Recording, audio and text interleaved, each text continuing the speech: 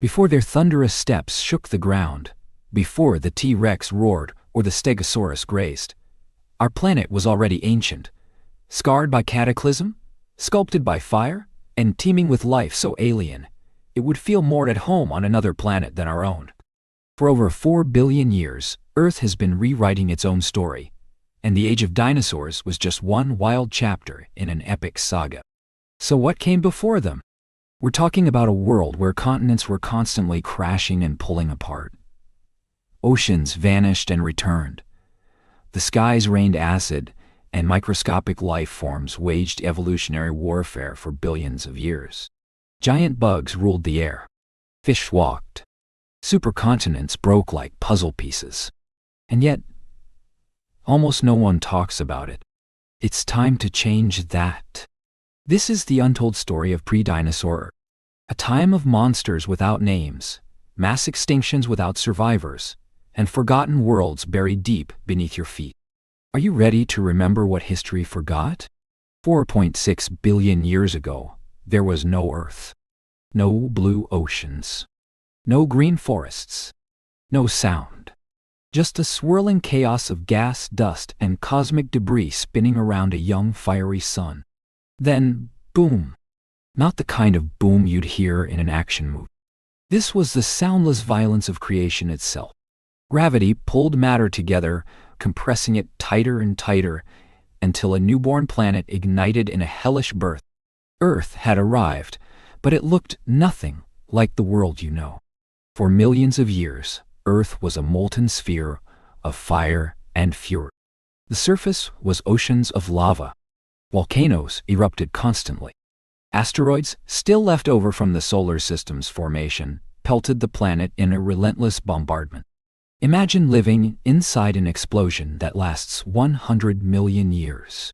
No atmosphere, no water, no life. So how did we get from that fiery wasteland to you, sitting here, breathing oxygen and watching a documentary? Let's rewind this ancient film strip, frame by frame, and witness the forgotten prologue to everything. In the beginning, there was dust. Our story starts not on Earth, but before Earth. Roughly 4.6 billion years ago, a nearby star exploded in a supernova, seeding a vast cloud of gas and cosmic dust with heavy elements. This cloud, called a solar nebula, began to collapse under its own gravity. In the center, the pressure ignited a new star, our Sun. But around that star, a disk of leftover matter began to clump together. Pebbles collided and stuck. Pebbles became rocks. Rocks became planetesimals, mini planets the size of mountains or even Mars. Eventually, one of those grew large enough to become Earth. But Earth wasn't alone. Gaia, the impact that made the Moon. Sometime in Earth's first 100 million years, a Mars-sized body, nicknamed Gaia, slammed into our young planet. The collision was so massive it vaporized part of Earth's crust and sent molten debris hurtling into orbit. What happened next was miraculous. That debris slowly coalesced into a glowing sphere that cooled and hardened over time. The Moon. So yes, the Moon was born from violence. And it's been with us ever since, shaping tides, stabilizing Earth's tilt, and maybe even protecting us from future impacts. But after the Earth was left shaken. Its crust was shattered. Its interior churned with molten fury. Still, something new was beginning to emerge. Water from the sky, water from within. One of Earth's most mysterious features is also its most essential. Water. Where did it come from? Some scientists believe water was trapped in minerals deep within the Earth's mantle and released through countless volcanic eruptions. Others think icy comets delivered it, like frozen messengers from the outer solar system. In truth, it might have been both. But the rain didn't start gently. Imagine an Earth covered in black rock, cracked and steaming from volcanic vents, and then sheets of rain pouring from the sky for thousands of years. Not a drizzle, a deluge. The first oceans weren't filled. They were forged by an endless planetary downpour. Lava met water. Steam hissed into the air. And slowly, the surface began to cool. From hellscape to waterworld, Earth was transforming. The Hadean Earth. Living through hell. The first eon of Earth's history is called the Hadean. From Hades, the Greek god of the underworld. Fitting, right? It lasted from Earth's formation up until about 4 billion years ago. And during that time, Earth was a hostile place. Temperatures soared. Volcanoes reshaped continents before they were even continents. Giant impacts could sterilize the surface in an instant. And yet, in the shadows of this chaos, something incredible may have been brewing. Life. At least the earliest ingredients of it. Life's first spark? We don't know exactly when life began, but the oldest possible chemical signs suggest it might have emerged as early as 4.1 billion years ago, while Earth was still recovering from its brutal birth. How? One theory points to hydrothermal vents, deep-sea fissures where superheated water rich in minerals pours from beneath the seafloor. Even today, life thrives around these vents without sunlight, feeding off chemical energy. Could these underwater crucibles have been life's original kitchen? Or maybe it happened in shallow tide pools, where wet-dry cycles sparked the first chains of self-replicating molecules. Or even in clay. Yes, ordinary clay, where amino acids could stick and organize themselves into the earliest building blocks of life. We may never know exactly how or where it began. But the fact remains, life did begin. And that changed everything. Zircons. Time capsules from the deep past. There's one more clue that tells us about Earth's earliest days. Zircon crystals.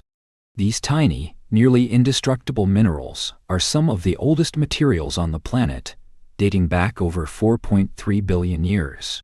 Trapped inside them are chemical fingerprints that hint at liquid water and even a stable crust, far earlier than once believed. That means Earth may have become habitable astonishingly quickly, less than 200 million years after its violent formation. Imagine that. A planet born in fire, already cooling off, settling down, and preparing to host life, while the rest of the solar system was still in chaos. The formation of the crust and continents. At some point, as Earth cooled, its surface began to harden. A solid crust formed. But this was no single, unbroken shell. It was fractured into massive, shifting plates floating on a sea of molten rock. Welcome to the birth of plate tectonics, a force that would shape everything to come. Mountains rose. Ocean basins formed. The first chunks of land, tiny proto-continents, began to float atop the denser oceanic plates.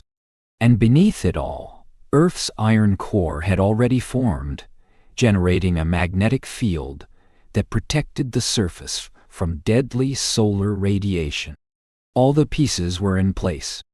Earth had a crust, water, atmosphere, magnetic shield, and, maybe, primitive life. The planet was no longer just a ball of rock and lava. It was alive with potential. A world unlike any today. If you could stand on Earth 4 billion years ago, you wouldn't recognize it. The sky may have been orange or green from volcanic gases. The seas were acidic. The land, barren and black. Lightning crackled overhead. Meteor showers were common. But even in this alien world, life may have already taken hold. Deep in the oceans, clinging to rocks, copying itself quietly in the darkness. These were the ancestors of all living things. No lungs, no eyes, no bones. Just chemistry turned biology in the most miraculous way. From here, life would face incredible challenges. Planetary freezes, toxic air, deadly competition. It would be nearly wiped out more than once. But it had begun. And once life starts, it doesn't give up easily. Coming up next. So now we've met a young Earth. Hot, chaotic, and just barely beginning to cool. Oceans have formed. The crust is in motion, and primitive life might already be stirring. But this early world is still alien. Still toxic. Still shaped more by fire and impact than by biology. In the next chapter, we enter the Archean Aeon, a time when microscopic life ruled. Volcanoes dominated the horizon, and Earth's atmosphere was anything but breathable. And yet, these unseen microbes would slowly transform the world forever. Close your eyes and imagine Earth. Not the blue marble we know today, but a version so foreign, it would look like another planet entirely. A thick haze cloaks the sky. The sun, dimmer than now, struggles to shine through a suffocating orange-brown atmosphere. There are no trees, no grass, no animals, just an endless ocean. And above it, a sky that smells like rotten eggs. This was the Archean Earth, spanning from about 4 billion to 2.5 billion years ago. It was loud, it was dangerous, and it was alive. Not alive the way we usually think. There were no whales breaching the ocean, no flocks of birds, no dinosaurs, not even a single blade of grass. But deep in the scalding oceans, something extraordinary was unfolding. Life was fighting for its future, one microscopic cell at a time. Volcanoes, poisoned skies, and no oxygen. Let's start with the obvious. The Archean Earth was inhospitable. Think volcanic eruptions constantly. Magma oozed from cracks in the crust. Entire island chains formed overnight. Sulfur and methane belched into the atmosphere. The smell, horrific. And that atmosphere, well, it lacked one key ingredient: oxygen. Instead, the air was dominated by methane, carbon dioxide, and ammonia, greenhouse gases that kept Earth warm despite a weaker sun. That's right, the sun was only about 70% as bright back then. Without those gases, Earth would have frozen over permanently. But here's the paradox. Without oxygen, most modern life wouldn't survive. Yet somehow, life not only appeared, it flourished. So what was living in this toxic soup? The first microbial empires. The stars of the Archean were prokaryotes, simple, single-celled organisms without a nucleus. You can think of them as biological pioneers, eking out an existence in conditions that would kill us instantly. Some were anaerobic bacteria, thriving in environments with no oxygen, actually poisoned by it. Others were thermophiles, living happily in boiling water near undersea hydrothermal vents. Some ate sulfur. Others ate iron.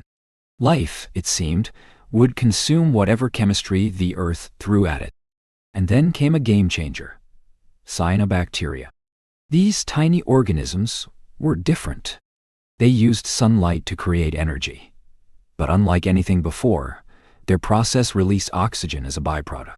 Photosynthesis had entered the chat. Stromatolites, time capsules of early life.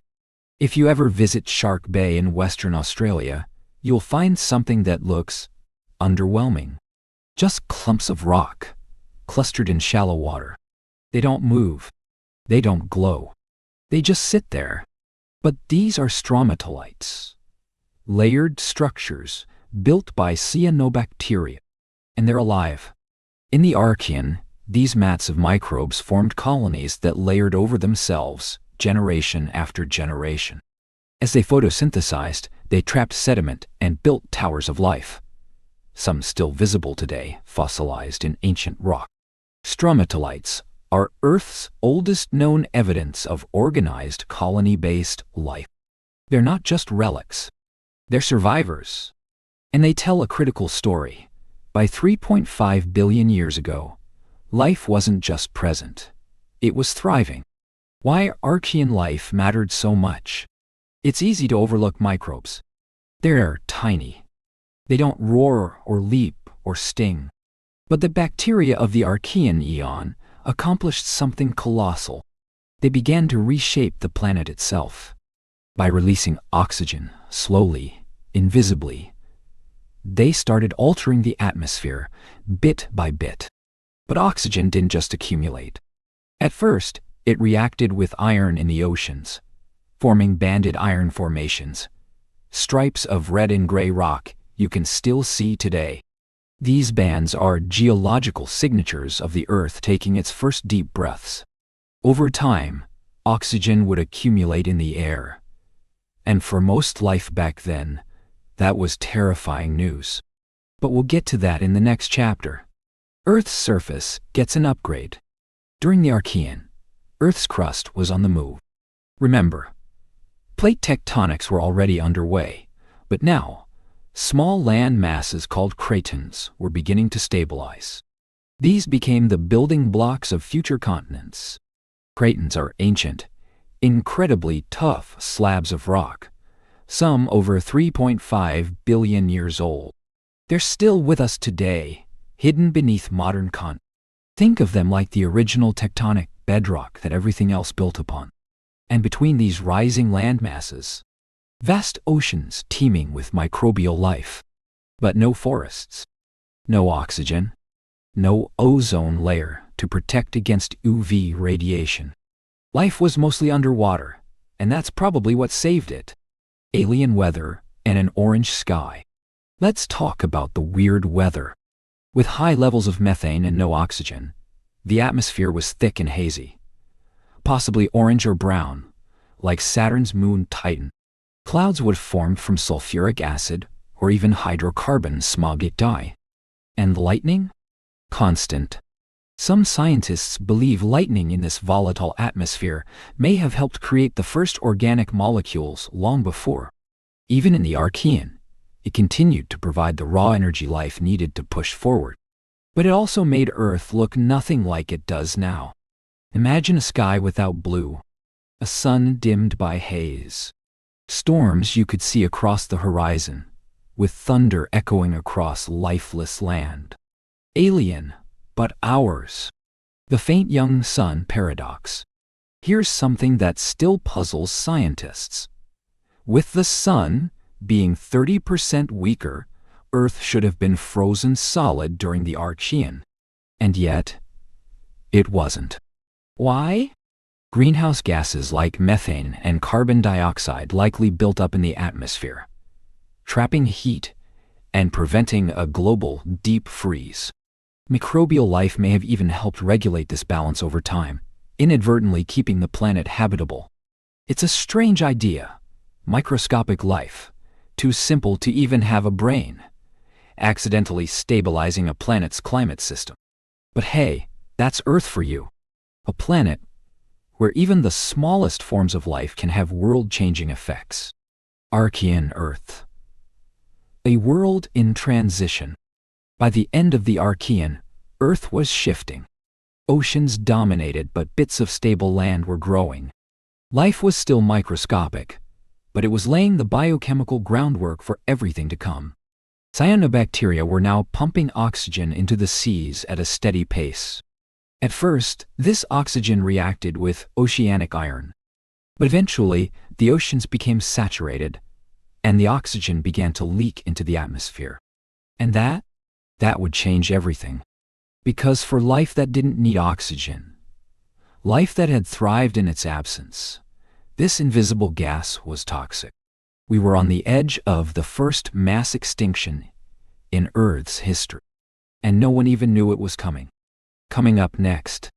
In the next chapter, we'll watch the atmosphere transform as oxygen becomes a deadly force. Microbial empires collapse.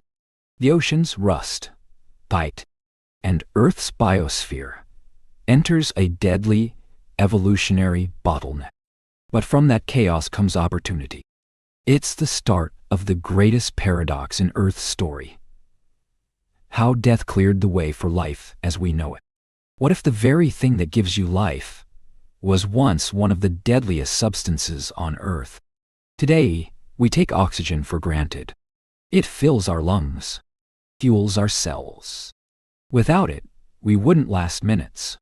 But for Earth's earliest life forms, those microscopic anaerobic survivors of the Archean world, oxygen wasn't a gift. It was poison. And as it crept silently into the atmosphere, it triggered one of the greatest biological catastrophes in Earth's history, the Great Oxidation Event. But this extinction didn't arrive with a bang. It was quiet, invisible. It took millions of years.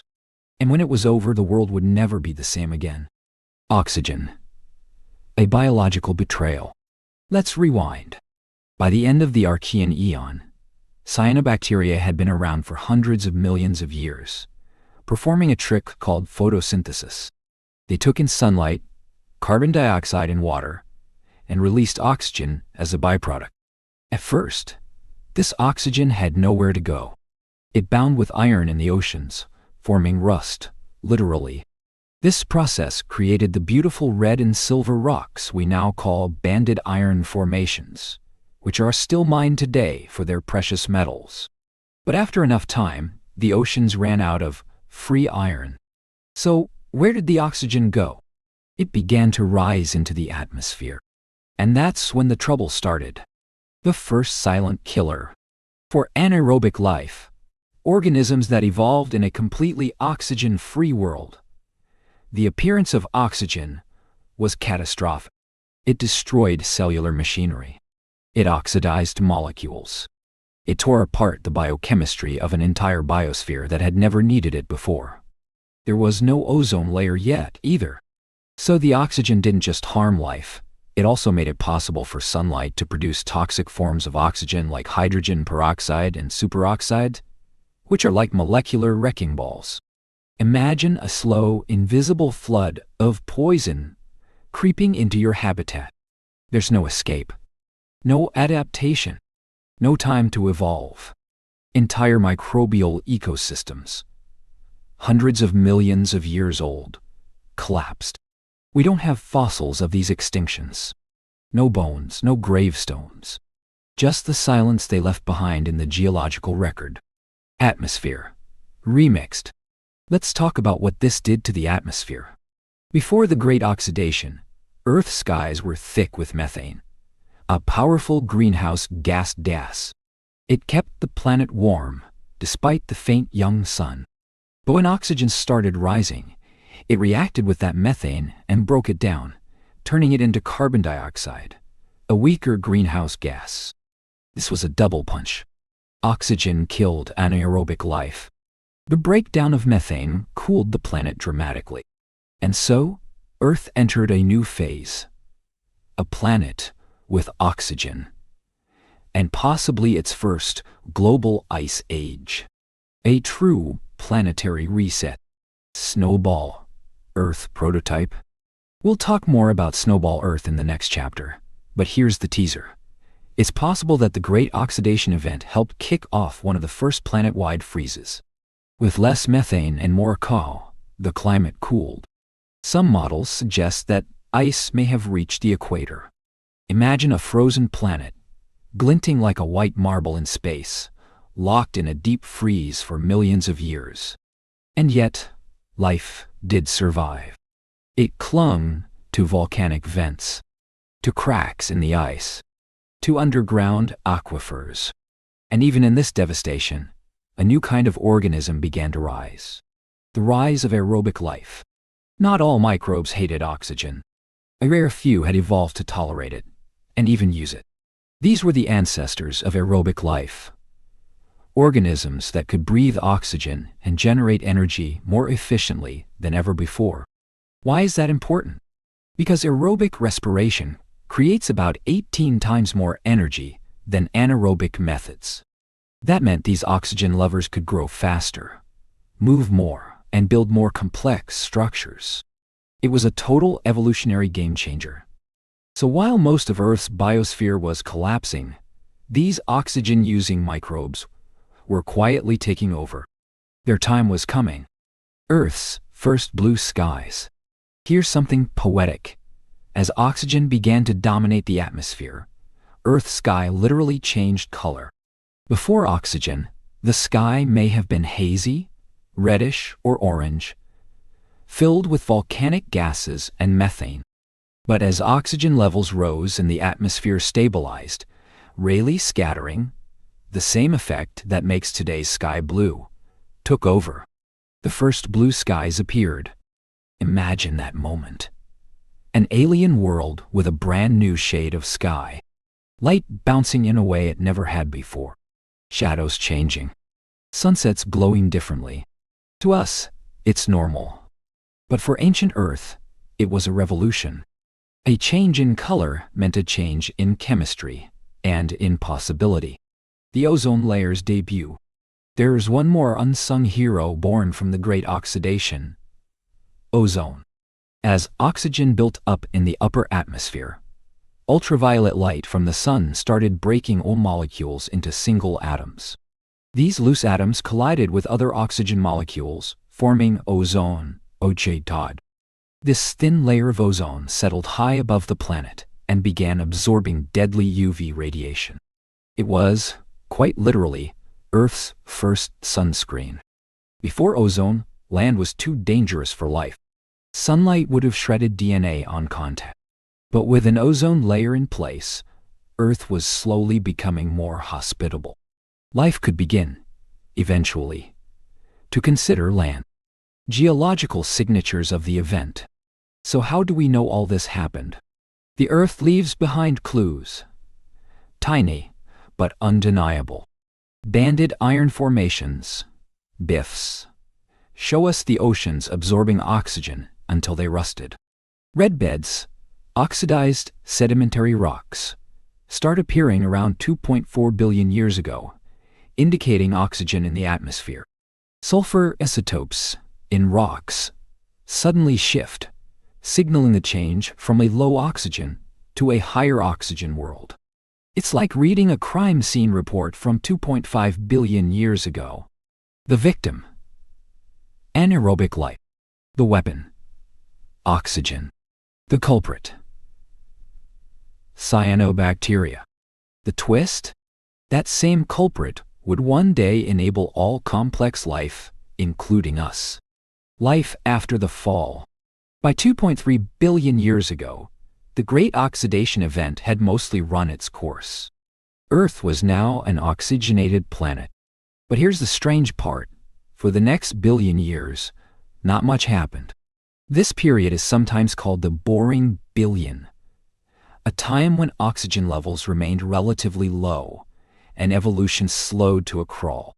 Life was still microbial. Oceans were still dominant. Land remained barren. So what gives? Well, oxygen alone wasn't enough. Other nutrients like phosphorus and nitrogen were in short supply. And without more complex cells, evolution couldn't take the next leap. Yet, deep underground, within cells, something was changing. The birth of the eukaryote. At some point, perhaps around 2 billion years ago, a miraculous accident happened. One simple cell engulfed another, and instead of digesting it, they formed a partnership.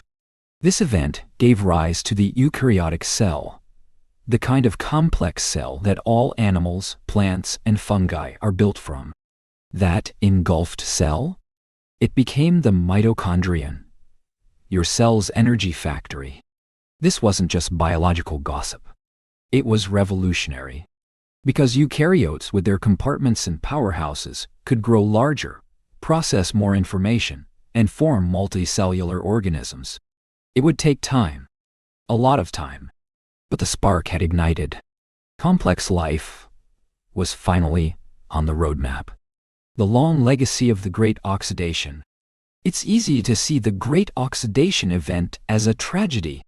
And for many microbes, it was. But it also transformed Earth into a world capable of supporting animals, forests, and eventually civilizations. It made the ozone. It changed the oceans. It laid the groundwork for every breath you've ever taken. And the survivors? They evolved. They adapted. Some even retreated into oxygen-free environments deep underground or in sulfur-rich springs, where they still exist today. Yes, right now, beneath your feet or in certain hot springs, you can still find bacteria that predate the Great Oxidation, living fossils of a world that nearly vanished. They're not extinct. They're just hiding. Coming up next. So far, Earth has burned, been poisoned, and frozen, and we haven't even gotten to multicellular life yet. In the next chapter, things get even weirder. The entire planet plunges into ice. Not just the poles, everything. Oceans freeze, continents vanish under snow, and somehow, life clings to the cracks. It's one of Earth's most dramatic chapters, and for a while, scientists weren't even sure it really happened. Try to imagine it. The entire Earth, oceans, continents, even the equator, completely covered in ice. No tropical beaches, no warm currents. Just a frozen planet reflecting sunlight back into space like a giant mirror. It sounds like science fiction, but it wasn't. It was Snowball Earth, a chilling chapter in our planet's deep past that tested the limits of life itself. And here's the kicker. It didn't happen just once. It happened twice, maybe more. Massive global glaciations that lasted millions of years, threatening to erase everything life had built. So what caused it? And more incredibly, how did life survive? The setup: a planet in transition. Let's rewind to around 720 million years ago. Earth was already oxygenated thanks to the Great Oxidation event. Complex cells, eukaryotes, existed, floating in the oceans. Some may have even begun forming primitive colonies. But the planet was still dominated by the sea and sky. Then something shifted. Weathering of the continents began pulling large amounts of carbon dioxide from the atmosphere. Volcanoes were still belching coal, but not fast enough to replace it. As Q dropped, the greenhouse effect weakened. Temperatures fell. And as the polar regions froze, ice began to creep toward the equator. Ice reflects sunlight, causing more cooling, which creates more ice. A runaway feedback loop had begun. Earth wasn't just getting chilly. It was heading for deep freeze. Snowball versus slushball. Now, not everyone agrees on just how frozen Earth got. The most extreme version is the classic snowball Earth hypothesis. The planet froze from pole to equator, with ice sheets miles thick and the oceans locked beneath. A more moderate version is called slushball Earth, where some equatorial waters remained open, allowing for at least a bit of biological breathing room. Either way, conditions were brutal. Surface temperatures may have averaged as low as 50 degrees C, 58 degrees F. Sunlight struggled to penetrate the atmosphere. Photosynthesis likely slowed dramatically. And for life that had only just started getting ambitious, it was an extinction-level event waiting to happen. How do we know it happened? This sounds like a wild claim. So how do we actually know Snowball Earth was real? The evidence is buried deep in the rocks. Dropstones. These are large chunks of rock embedded in otherwise fine-grained sediment, suggesting they were carried by glaciers out to sea, then dropped as the ice melted. Glacial deposits at tropical latitudes. Glacial features found near what would have been the equator during the Neoproterozoic suggest global-scale freezing. Cap carbonates. Just above the glacial layers, we find sudden, thick deposits of carbonate rock, suggesting a rapid warming event followed the freeze. It's like the rock record itself is whispering. Something big froze, and then it melted. Life in the ice. Now here's the miracle. Life didn't die. Even in a world sealed in ice, microbial life endured, clinging to hydrothermal vents, protected in deep ocean trenches, or surviving in brine pockets within the ice itself. Some may have even photosynthesized beneath thin layers of translucent ice. It's humbling to think that during Earth's darkest, coldest hours, life huddled in the shadows, waiting, evolving, enduring. This wasn't the end. It was the beginning of something new. What thawed the planet? If Earth froze over completely, how did it ever thaw? The answer is volcanoes. Even while Earth was frozen, volcanic activity didn't stop. Volcanoes continued pumping out carbon dioxide, gas that couldn't be absorbed by weathering processes, now locked away beneath the ice. Over millions of years, CO2 built up in the atmosphere. And with nowhere to go, it eventually reached runaway levels. When the greenhouse effect kicked back in, it didn't just warm the planet, it superheated it. Global temperatures soared. Ice melted in a geological blink. Oceans boiled with sudden rainfall and runoff. Carbonates rapidly formed in the warming seas, preserving the record of this dramatic transition. Earth went from deep freeze to greenhouse almost overnight, geologically speaking.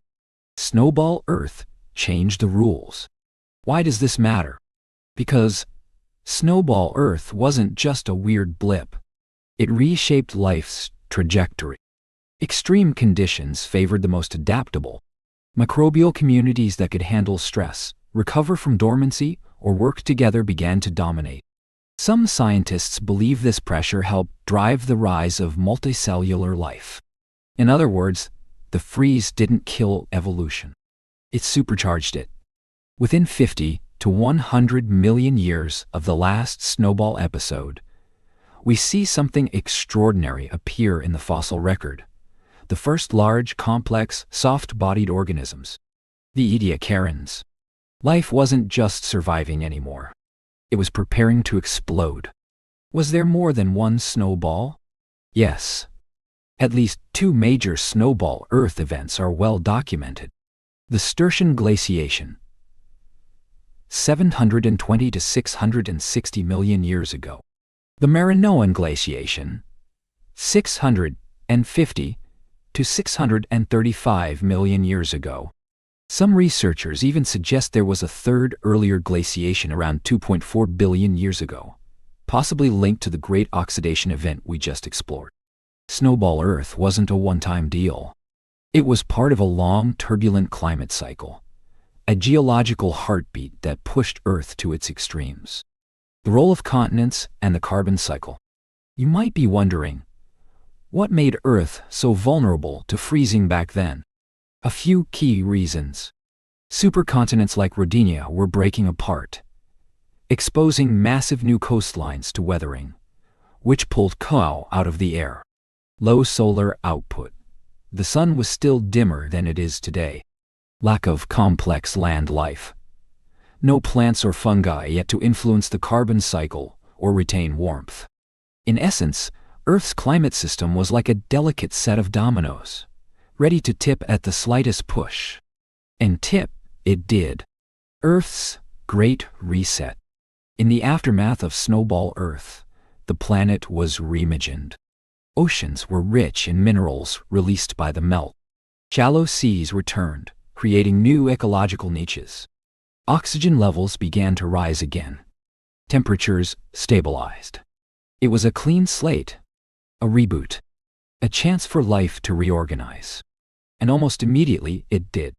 In the next chapter, we meet the mysterious Ediacaran organisms, life forms so strange, so otherworldly, that scientists still debate what they even were. They were the dress rehearsal for the Cambrian explosion. And they walked, yes, walked, a world that had only recently escaped a global ice coffin. Coming up next, from a frozen tomb to strange new life. What exactly were the Ediacarans? Animals? Plants?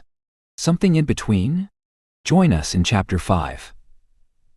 As we uncover the eerie, elegant, and elusive life that emerged in the wake of Earth's deepest freeze. Imagine walking along a quiet shoreline, 570 million years ago. There are no trees, no birds, no footprints in the sand. But something stirs beneath the shallow water. Strange, soft-bodied organisms lie motionless, some resembling quilted mattresses, others shaped like fronds, discs, or even feathers. They don't have mouths, or eyes, or limbs, and yet they are alive. Welcome to the Ediacaran period, Earth's first known experiment with complex multicellular life.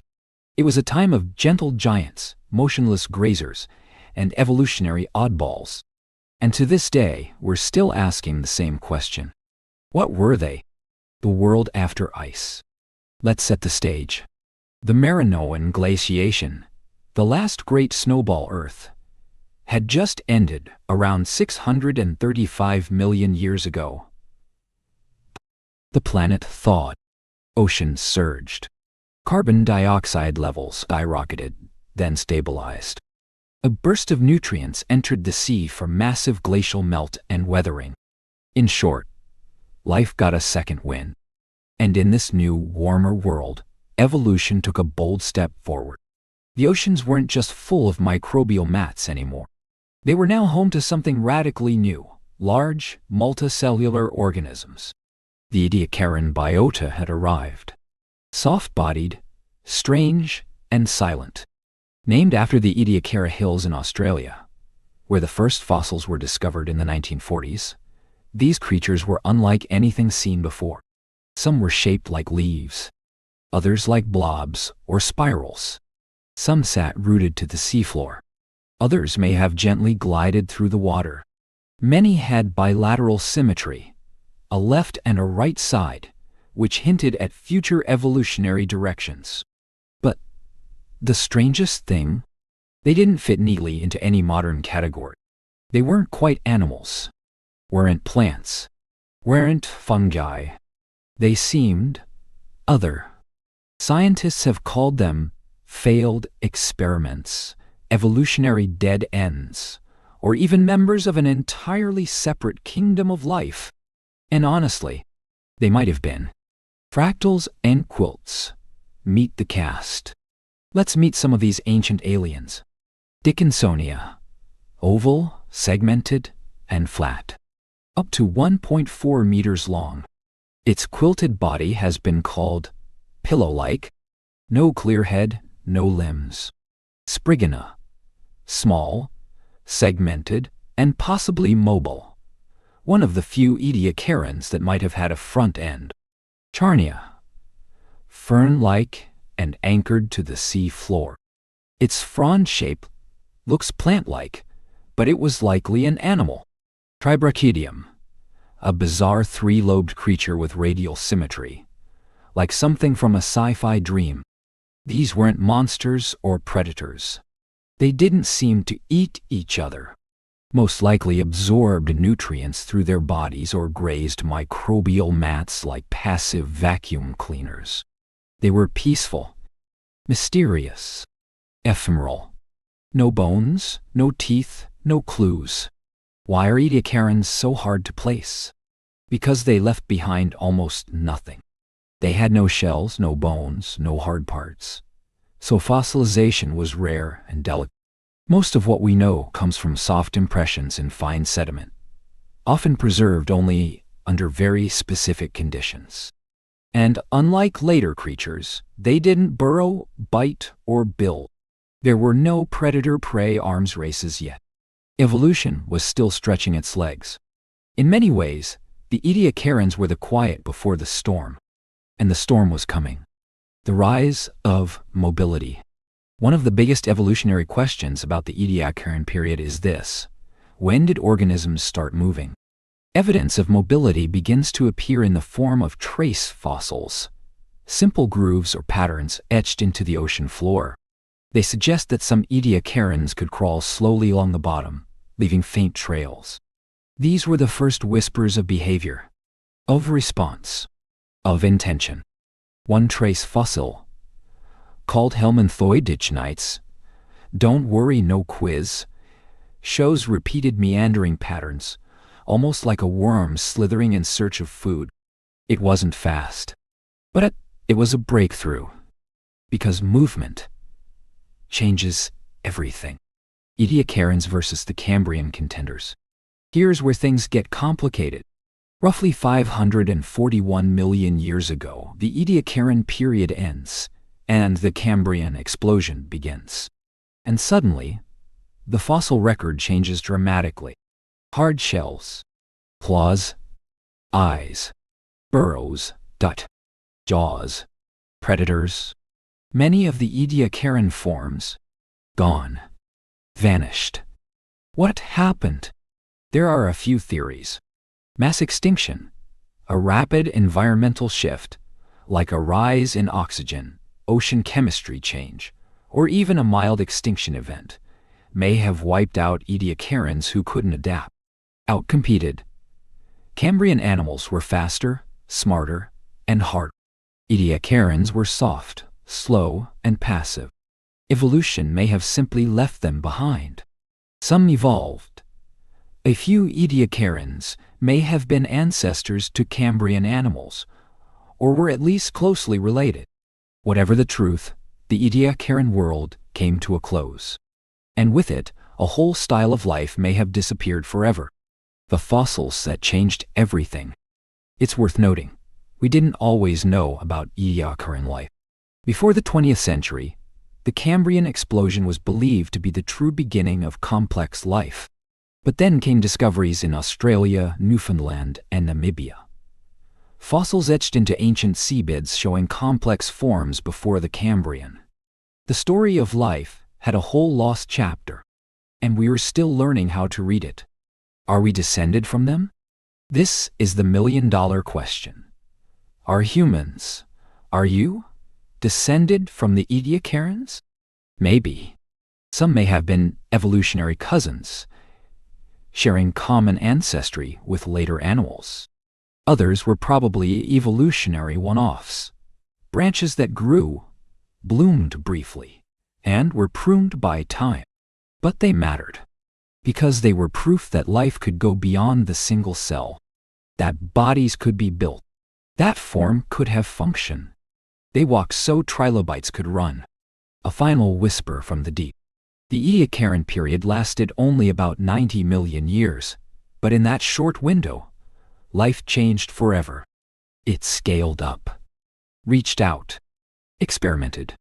The creatures it produced may look alien to us, but in their quiet forms lies a profound truth. Life doesn't always roar. Sometimes it whispers, sometimes it floats, sometimes it quilts itself into soft spirals on the ocean floor. And sometimes, those whispers echo for 500 million years.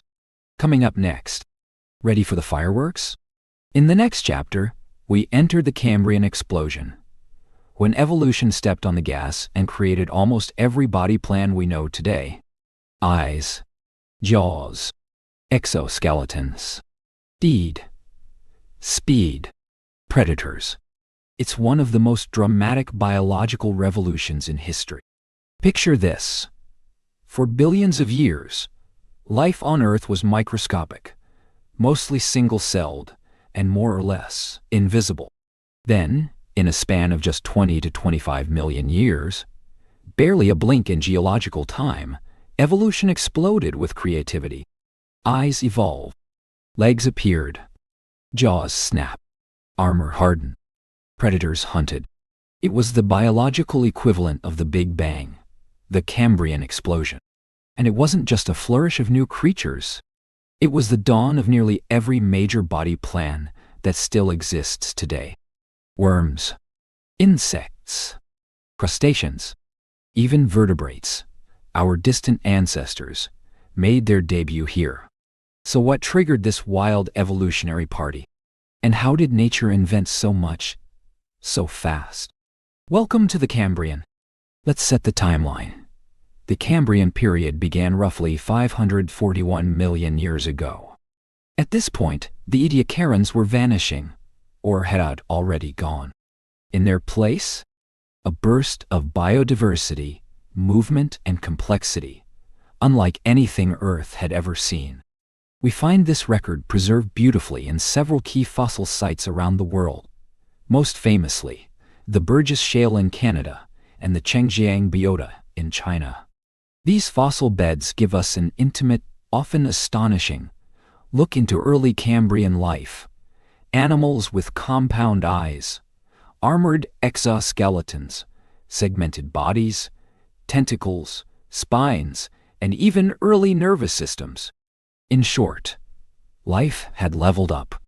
Why the sudden explosion?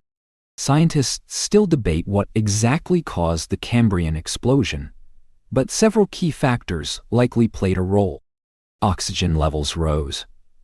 After snowball Earth and the nutrient-rich melt-off, oxygen in the oceans and atmosphere increased dramatically. Higher oxygen meant more energy, which allowed for larger and more active organisms. Genetic innovation. The evolution of Hox genes, which control the body plan during development, allowed for incredible experimentation with form and function. Ecological feedback loops. Once predators evolved, prey had to develop defenses, shells, spikes, burrowing, speed. This set off evolutionary arms races that accelerated diversity. Environmental stability. Post-glacial Earth had stabilized enough to support large, complex ecosystems with food chains and niche specialization. Eyes evolved. Visual predators changed everything. For the first time, seeing and being seen mattered. Each of these changes added fuel to the evolutionary fire. And the results? Stunning. Meet the Cambrian cast. Let's walk through the Cambrian Zoo. You won't find lions or eagles here, but what you will see is no less extraordinary. Mammal-like, the top predator of its time. Imagine a shrimp crossed with a squid, over 3 feet long, with compound eyes, grasping claws, and a circular, serrated mouth. This thing was a nightmare. Opabinia, one of the Cambrian's most bizarre creatures.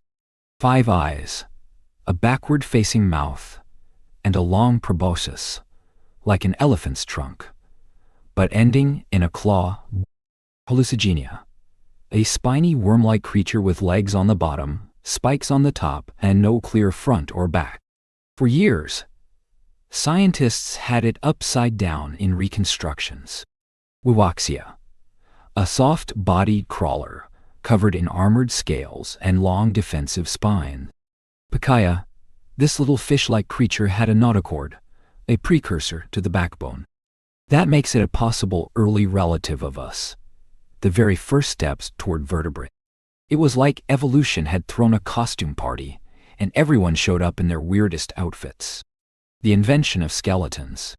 One of the defining features of the Cambrian explosion was the widespread appearance of hard body parts, like shells, plates, and spines.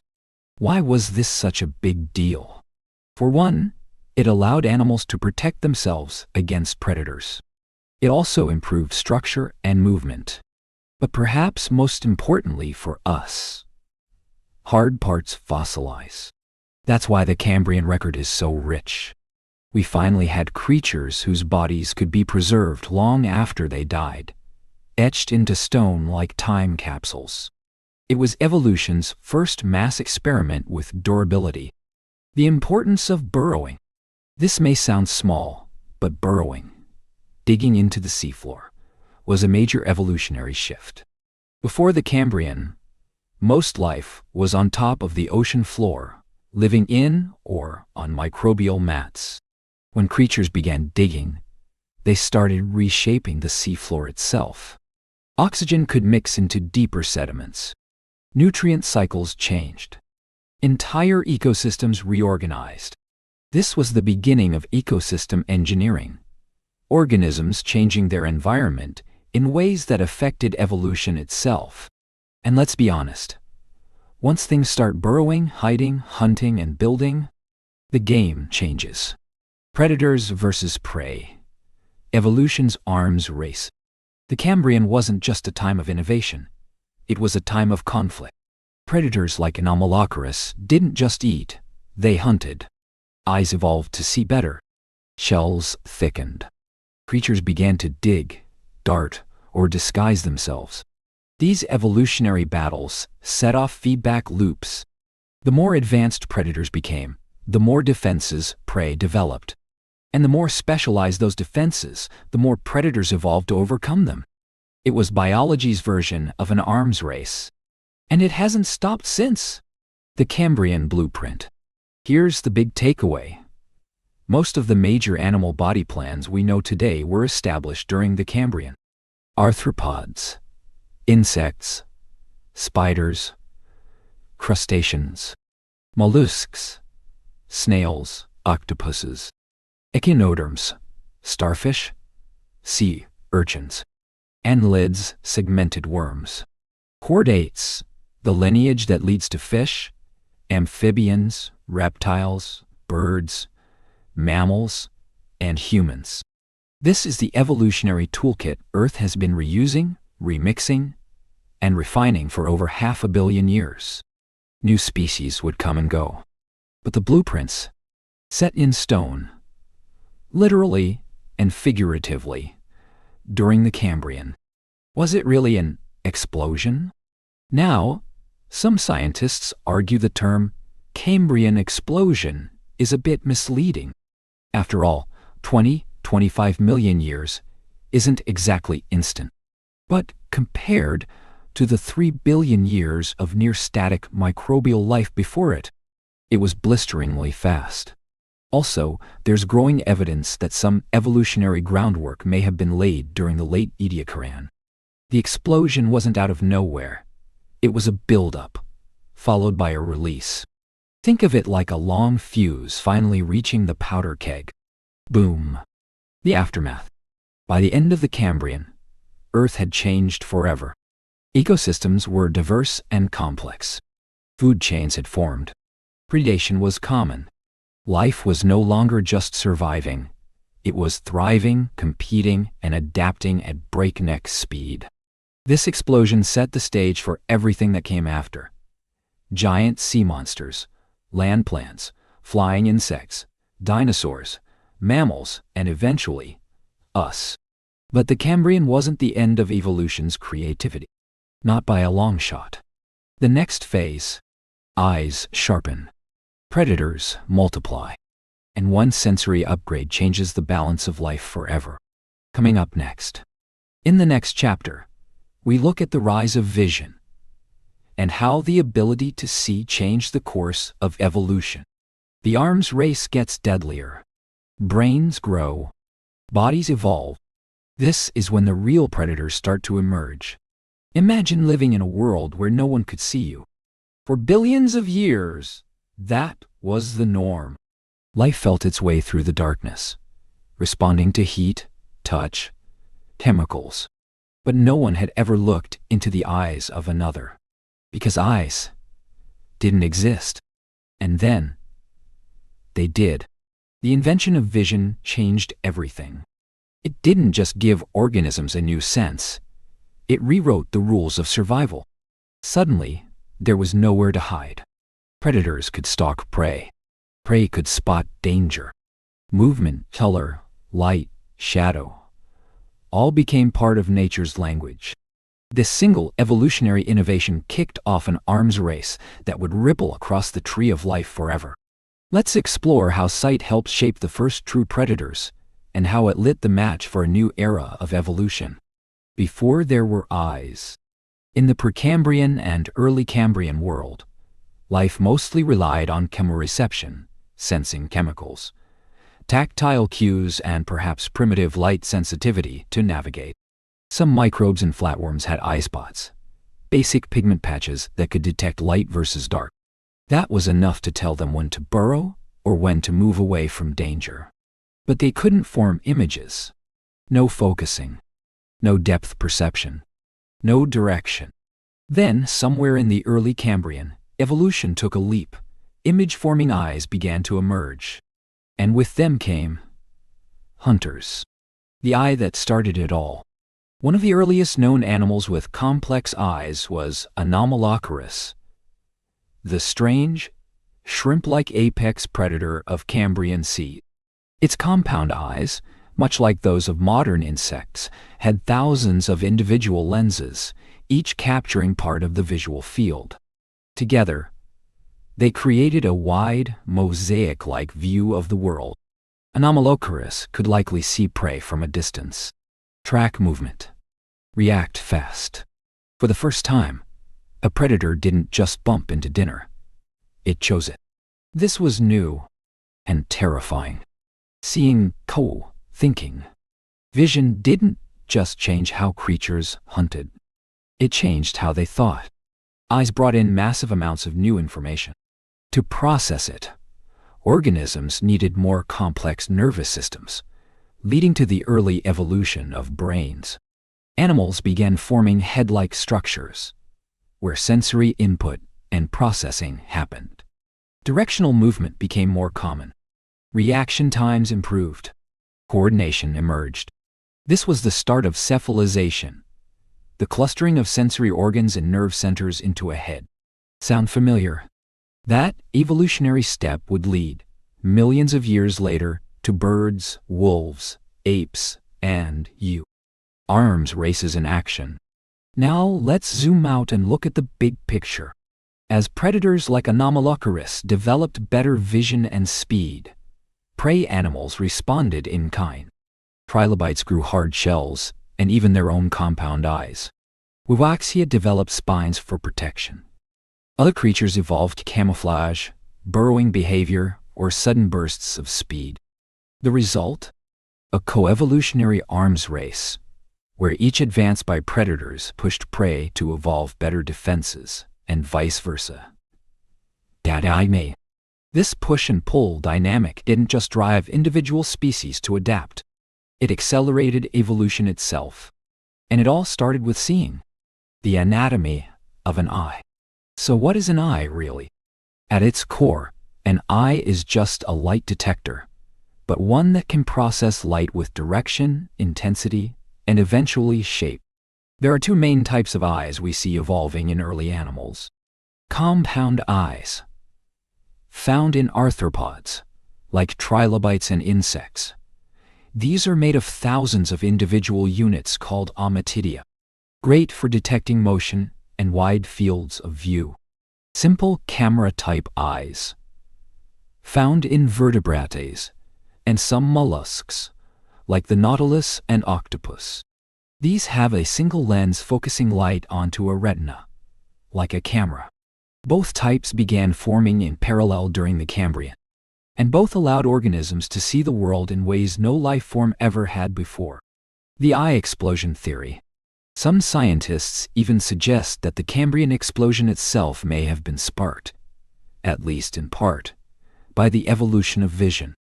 It's called the light switch theory, and here's the idea. Before eyes evolved, there was little advantage to being fast, armored, or stealthy. But once vision entered the evolutionary toolbox, animals that could be seen were at a disadvantage unless they adapted. So evolution hit the gas pedal. New niches opened. Ecosystems stratified. Predator-prey interactions intensified. And in this new visible world, being dull, slow, or soft wasn't just boring. It was a death sentence. The power of depth. Another subtle but powerful advantage of true eyes? Depth perception. With just one light-sensitive patch, an animal can only tell whether it's light or dark. With two, set apart, it can begin to calculate distance. That's critical for hunting, evading, navigating, and mating. Animals that could judge how far away food or danger was had a massive survival edge. That drove the evolution of paired eyes, stereoscopic vision, and even motion tracking. Suddenly, the ocean floor wasn't a flat map. It had depth, layers, hiding spots, strategic advantages. A battlefield had formed. Trilobites, nature's first visual engineers. Let's talk about one of the Cambrian's biggest success stories, the trilobites. These armored, bug-like creatures weren't just survivors. They were visionaries. Trilobites had some of the most advanced eyes of their time. Their compound lenses were made of calcite, a mineral that let them focus light with precision, something few modern creatures can do. Some species had wide panoramic vision. Others had stalked eyes, or even towering lenses adapted for deep or dim waters. They saw, they thrived, and they stuck around for over 270 million years. That's a longer run than the dinosaurs. Why eyes are everywhere. Today, vision is one of the most common senses in the animal kingdom. And yet, it evolved independently in multiple lineages. Mollusks, arthropods, and vertebrates all developed eyes along separate evolutionary paths. That's called convergent evolution, when different organisms independently evolve similar solutions to the same problem. Why? Because seeing is that useful. In environments with light, eyes offer too big of an advantage to ignore. So nature keeps reinventing them, over and over again. And with eyes came a cascade of other upgrades: navigation, hunting, tool use, communication, even art. Eyes didn't just help animals survive. They helped them create. The emotional legacy of vision. Let's step back for a moment. Think about how much of your world is shaped by sight. Faces, colors, expressions, beauty, memory. All of that began, in some distant sense, with those first simple lenses in Cambrian seas.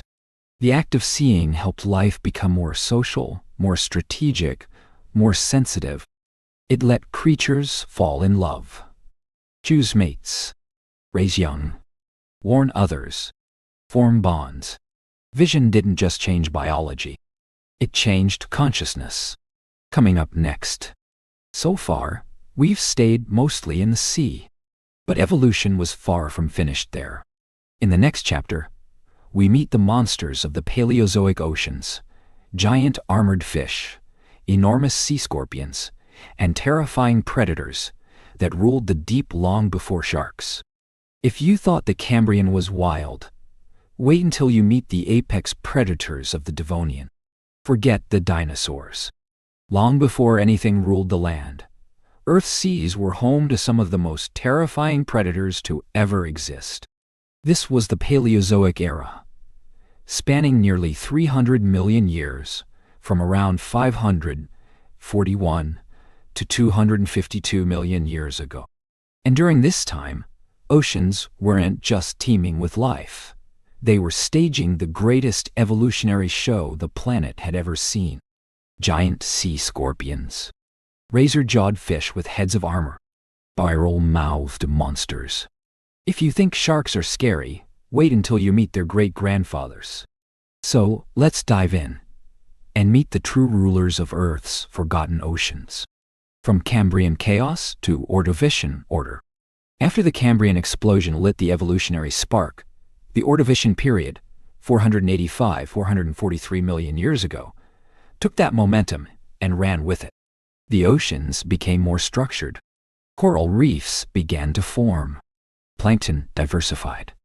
Life spread into new layers of the water column, occupying every available niche. But most importantly, marine life started scaling up. Tiny trilobites were joined by bigger, more mobile, and better armored animals. The age of the first true monsters had begun. The reign of the Eurypterids, sea scorpions. Enter the Eurypterids, also known as sea scorpions. These arthropods, cousins of modern spiders and horseshoe crabs, could grow to be giants. One species, J. reached lengths of nearly 8 feet, 2.5 meters. That's longer than most humans are tall. And while not all Eurypterids were apex predators, some were more like bottom-dwelling foragers. The largest were fast, agile, and terrifying. With powerful pincers, segmented armor, and paddle-like limbs, they could swim through the murky Silurian and Devonian seas with ease, ambushing trilobites, fish, or anything unlucky enough to cross their path. They were the crocodiles of their time. Except they had more legs. Armored titans, placoderms, and the rise of jawed fish. Now imagine this: a fish covered in interlocking plates of bone. No scales. No soft body. Just living armor. And a massive, crushing jaw. Welcome to the world of placoderms. Among them, one creature stood above all: Dunkleosteus. This behemoth, from the late Devonian, 380 million years ago, could grow up to 30 feet long, about the size of a modern great white shark. But unlike sharks, Dunkleosteus didn't have teeth. Instead, it had bone blades in its mouth, razor-sharp plates that sliced through prey like scissors. And it had one of the most powerful bites in history, comparable to a modern alligator, but underwater. It was the ultimate ambush predator. Armored, fast, and utterly dominant. The Devonian, Age of Fishes. The Devonian period, 419, 359 million years ago, is often called the Age of Fishes, and for good reason. It was during this time that the seas exploded with diversity.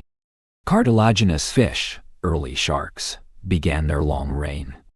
Bony fish, our ancestors, developed stronger skeletons and fins. Lobe-finned fish evolved limbs that would one day crawl onto land. Coral reefs expanded massively, creating complex underwater cities.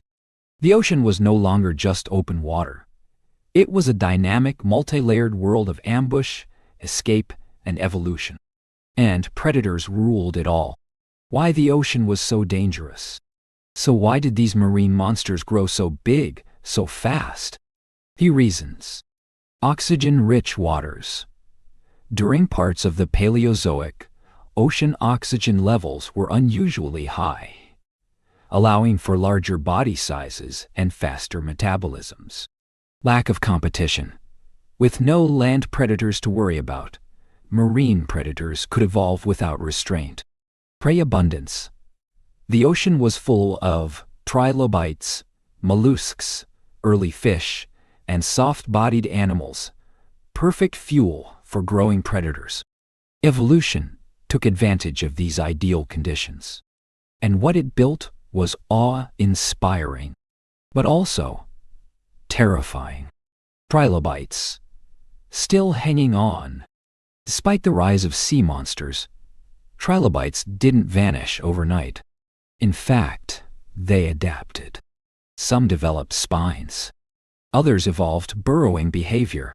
Some became tiny and armored, hiding in crevices or shallow waters. Trilobites were resilient. Over 20,000 known species existed during their 270 million year run. They saw it all. The Cambrian, the Ordovician, even the rise of the first land plants. But eventually, even their time would end. A changing world was coming. Predator-prey evolution hits a new gear. As marine predators got better at hunting, prey evolved fast. Shells thickened. Spines lengthened. Burrowing became deeper. Some animals even developed toxins or elaborate camouflage. The predator-prey arms race wasn't just a battle. It was an engine for diversity. Every adaptation pushed life in new directions. That's why the Paleozoic oceans weren't just violent, they were creative. Conflict drove innovation. Other weird and wonderful creatures. The Paleozoic seas weren't all jaws and terror. Some creatures were just weird. Helicoprion, a shark-like fish with a bizarre spiral of teeth in its lower jaw, like a buzzsaw embedded in its mouth. Scientists still debate how it ate. Orthocones, giant, squid-like cephalopods with long conical shells, floating through the Silurian seas like alien spears. Ammonites, coiled-shelled relatives of today's squid and octopus. They would dominate oceans later, but their ancestors emerged here. Crinoids, also known as sea lilies, echinoderms that looked like plants but were actually animals, waving their feathery arms to catch food. This wasn't just a sea of monsters. It was a gallery of strangeness. The first reefs and marine ecosystems. By the late Paleozoic, reef systems had matured, built by corals, sponges, and microbial mats. These reefs supported entire food webs, from filter feeders and scavengers to apex predators lurking nearby. Just like modern coral reefs, they were hotspots of life and innovation, nurseries for strange experiments and epic evolutionary showdowns. But even paradise has a timer ticking in the background. The Devonian extinction. The first great fall. Roughly 375 million years ago, Earth was struck by one of its first major mass extinction. The causes are still debated. Global cooling, reduced oxygen, ocean anoxia, loss of oxygen, volcanic activity, even asteroid impacts. Whatever the trigger, the effects were massive.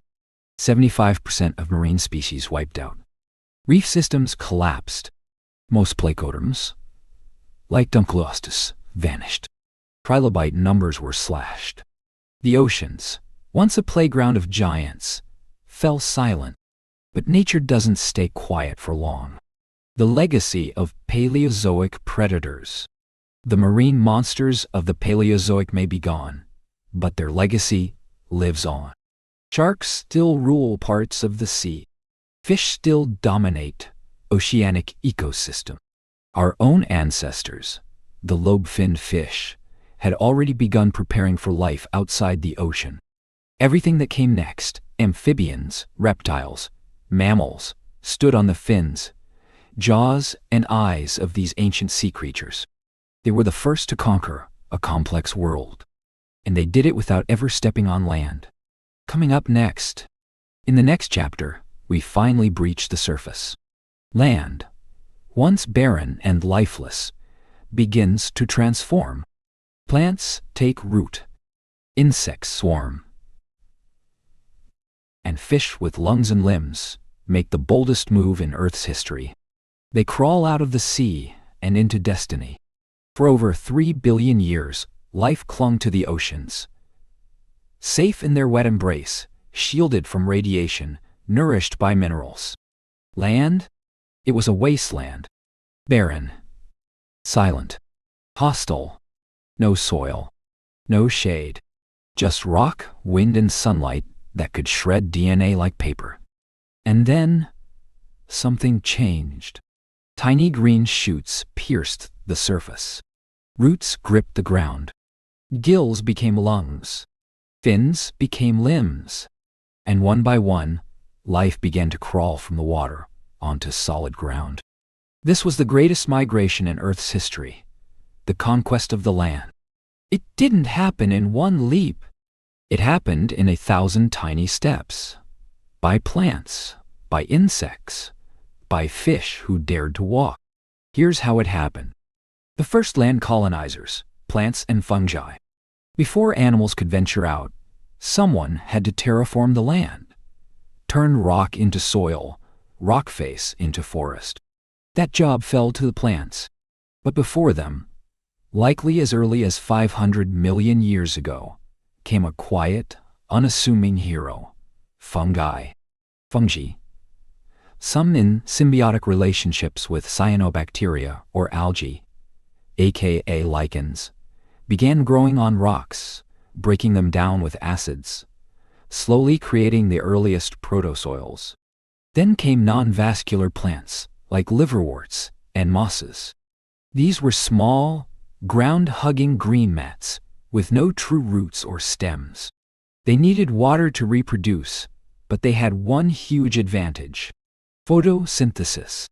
With them, Earth's land surface began capturing carbon, producing oxygen, and providing the first real habitat. And once plants had a foothold, they kept climbing. The rise of roots, stems, and forests. By the Silurian and Devonian periods, EU 420, 360 million years ago, plants were evolving fast. Vascular tissue, xylem and phloem, allowed them to transport water and nutrients internally, no longer dependent on being soaked. True roots helped anchor them and dig deeper for resources.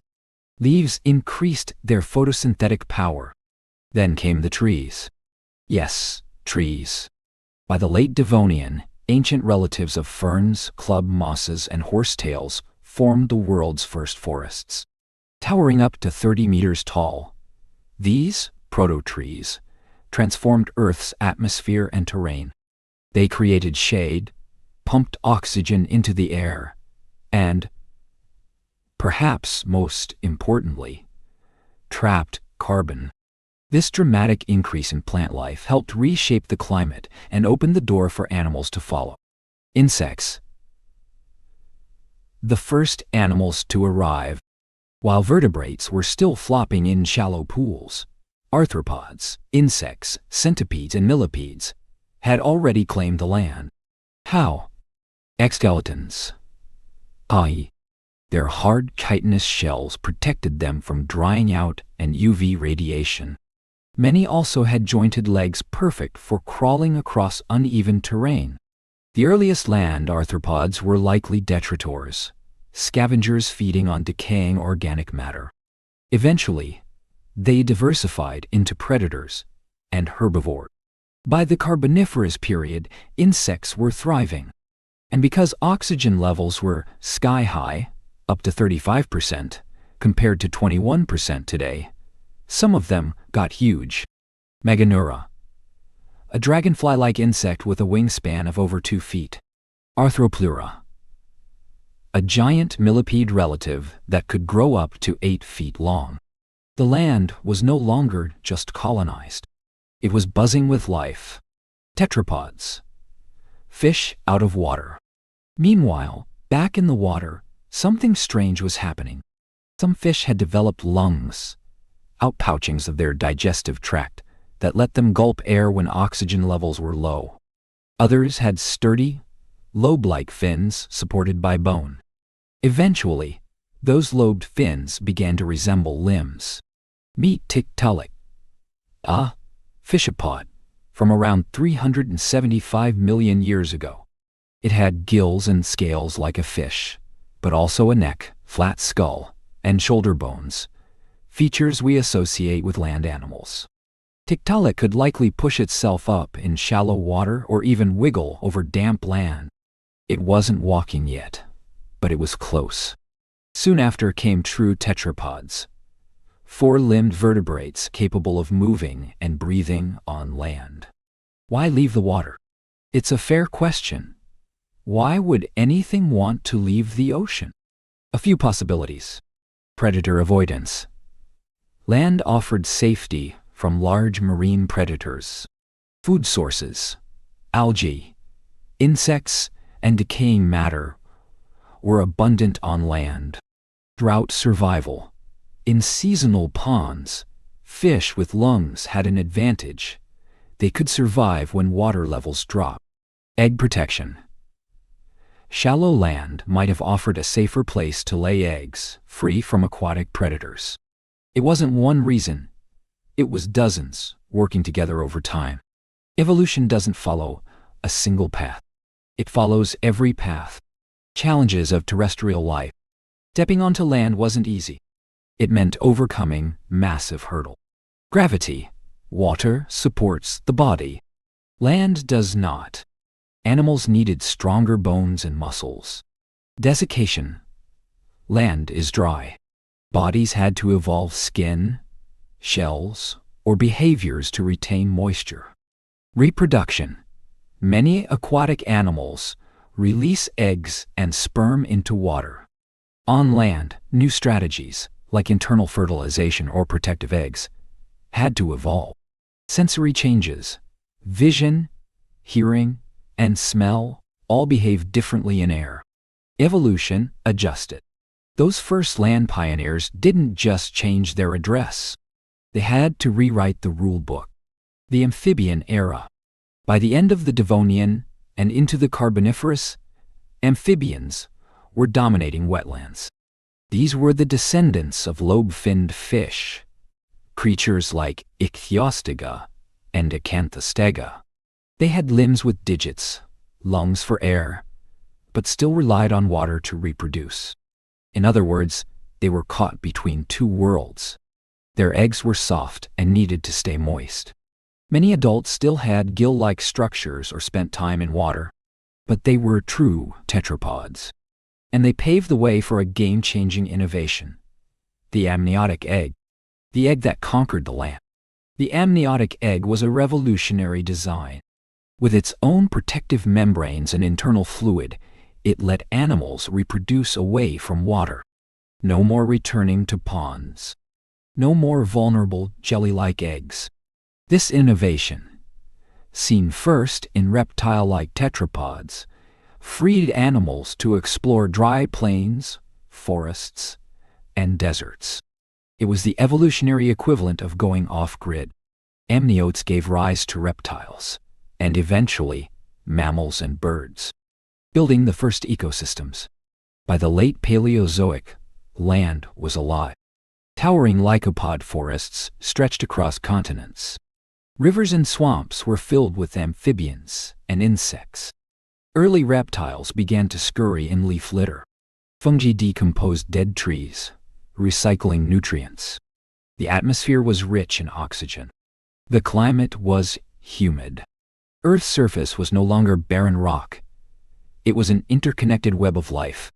And under all that, coal was forming. Those ancient forests would one day power cities. But first, they would burn. Coming up next, the conquest of land was Earth's greatest expansion. But all expansions face a reckoning. In the final chapter, we witness the Permian apocalypse, the deadliest extinction event in history. A catastrophe so severe it nearly erased the planet's entire biosphere. What caused it? And how did life survive? Let's find out. Imagine a world lush with towering forests, teeming swamps, dragonfly-like insects the size of hawks, and amphibians prowling like crocodiles across ancient riverbanks. The air is thick with oxygen. Life, after billions of years of struggle, seems unstoppable. And then, everything changes. Volcanoes roar. Oceans turn to acid. The skies darken. Oxygen levels crash. Entire ecosystems collapse.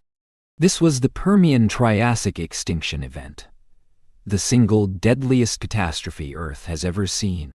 Over 90% of marine species and 70% of terrestrial vertebrates were wiped out. It was the apocalypse before the dinosaurs. So, what caused it? And how did anything survive? Welcome to the Permian. The Permian period, 298-252 million years ago, was the final act of the Paleozoic era. It was a time of remarkable transition. The supercontinent Pangaea had formed, bringing most of Earth's land into one massive, dry, interior heavy continent. This led to harsh, seasonal climates, arid interiors, wild temperature extremes. But life, as always, adapted. Forests of seed-bearing gymnosperms, like conifers and ginkgos, spread. Amphibians were still around, but increasingly replaced by more advanced reptiles. One group in particular, the synapsids, were rising fast. These reptile-like animals included Dimetrodon, with its sailback, and early ancestors of mammals. On land, they ruled. In the oceans, ammonites, brachiopods, corals, and fish formed complex ecosystems. It was an age of expansion, right up until it wasn't. The beginning of the end. Around 252 million years ago, something, likely a combination of factors, triggered the collapse. And at the heart of it all was a volcanic region called the Siberian Traps. For nearly 1 million years, this region erupted with mind-bending intensity. Rivers of lava poured across what is now Russia. The eruptions released gigatons of carbon dioxide, massive clouds of methane, toxic gases like sulfur dioxide, heavy metals like mercury. The atmosphere changed fast. The result? A cascade of disasters. Climate chaos. The greenhouse gases from the eruptions triggered runaway global warming. Temperatures soared by as much as 8-10 degrees C, 14-18 degrees F. Oceans warmed, and their chemistry shifted dramatically. Warm water holds less oxygen, so anoxic conditions spread. Entire swaths of ocean became dead zones. Acidification dissolved the shells of marine organisms. Coral reefs disintegrated. Plankton collapsed. The food web shattered from the bottom up. On land, forests died. Rivers dried. Rain patterns shifted. Fires raged. The earth, once green and thriving, turned brown, black, and quiet. The methane bomb. As if that wasn't bad enough, warming may have triggered the release of methane hydrates, frozen deposits of methane beneath the seafloor. Methane is a far more potent greenhouse gas than Q. Its sudden release would have turbocharged the warming, pushing Earth past critical thresholds. This kind of warming doesn't just make things uncomfortable. It makes them unlivable. Oceans of death. The Permian oceans became places of horror. With no oxygen in deep waters, sulfate-reducing bacteria flourished, producing hydrogen sulfide, a toxic gas. Some researchers believe this gas may have bubbled up from the oceans and vented into the atmosphere, poisoning land animals, and further degrading the ozone layer. That's right, the apocalypse might have been toxic, smelly, and sunburnt all at once. The Great Dying, as it's often called, wasn't a single event. It unfolded over thousands, or hundreds of thousands, of years. But its effect was absolute. What died? Let's be clear, this wasn't just a bad day for trilobites. This was the worst extinction in Earth's history.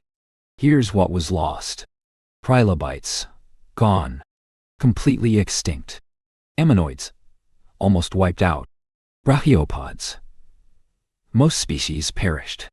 Corals, devastated. Reefs disappeared. Synapsids, the dominant land vertebrates, slashed to a few surviving lineages. Insects, even insects, normally resilient, suffered major losses. Earth's ecosystems didn't just lose species, they lost whole roles. Predators, scavengers, reef builders, pollinators. For millions of years afterward, the biosphere was eerily quiet. Who survived? So who made it through? Small, adaptable generalists. Species with broad diets and simple life cycles, like certain worms, insects, and fish, were more likely to survive. Burrowers. Animals that lived underground or underwater were shielded from surface chaos. Scavengers. When food webs collapse, being able to eat anything is a superpower. Lucky lineages. Evolution isn't fair. Some species just happen to live in places less affected by the collapse. Among the survivors were small, unassuming, diapsid reptiles. One branch of these would eventually evolve into dinosaurs. A new world emerges. After the dust settled, Earth was a different planet. The Permian biosphere was gone. In its place, new lineages began to rise. Early archosaurs, ancestors of dinosaurs and crocodiles. Surviving synapsids, some of which would become mammals. New kinds of fish, ammonites, and corals. Slowly rebuilding ecosystems on land and in the sea.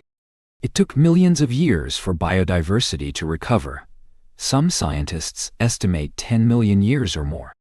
But life is stubborn. And eventually, it came roaring back. The legacy of the Permian. The Great Dying wasn't just a tragedy, it was a reset. It cleared the stage for the Mesozoic era, the age of dinosaurs. It reshaped evolution by eliminating dominant groups and opening ecological space for new ones. It also serves as a warning. The ingredients for mass extinction, climate change, ocean anoxia, coem spikes, habitat destruction, are all things we now understand in painful detail. Because some of those ingredients are resurfacing today. And the Permian reminds us, life is resilient, but not invincible. Final reflections. Before the dinosaurs. So here we are, at the end of our journey. We've traveled over 4.5 billion years, across fire, ice, poison skies, alien seas, and evolutionary miracles. Before the dinosaurs ever thundered across Earth's surface, our planet had frozen solid. Twice. Poisoned its own air with oxygen. Nearly boiled itself with greenhouse gases. Invented life not once, but 1,000 times. Endured 5 mass extinctions, and survived. And through it all, life evolved. Adapted. Persisted. Not just because it could, but because the story of Earth is, at its core, a story of reinvention. Every catastrophe was also an opportunity. Every ending, a new beginning. So, what now? We often treat the age of dinosaurs as the starting line. But it's not. It's a midpoint. Before them, Earth was already ancient, storied, and brimming with forgotten life. We are the descendants of those survivors, of microbes, trilobites, tetrapods, and tree climbers. Their world was stranger than fiction, more brutal than myth, and somehow more beautiful than we remember. So next time you walk in the forest or look at the stars, just remember, you carry 4.5 billion years of survival in every cell. And that's something no extinction can erase.